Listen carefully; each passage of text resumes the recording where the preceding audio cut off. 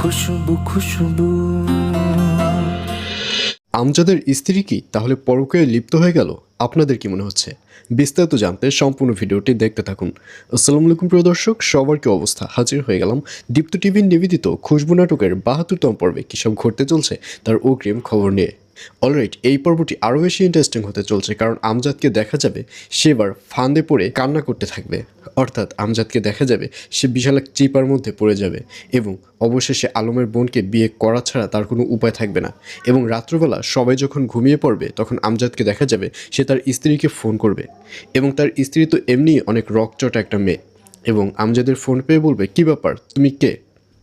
তখন আমজাদ তার পরিচয় দিবে।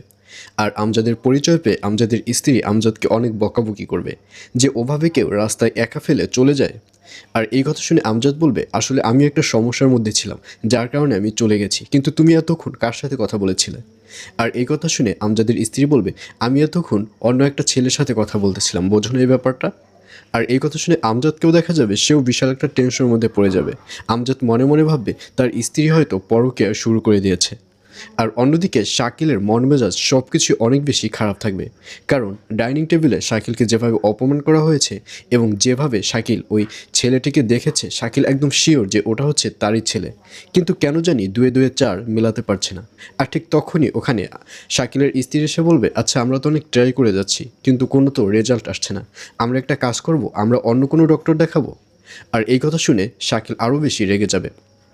শাকিল বলবে, অন্য কোনো ডক্টর দেখাও আর যা করো, যা ইচ্ছা তাই করো, আমাকে দয়া করে তুমি ডিস্টার্ব করবে না।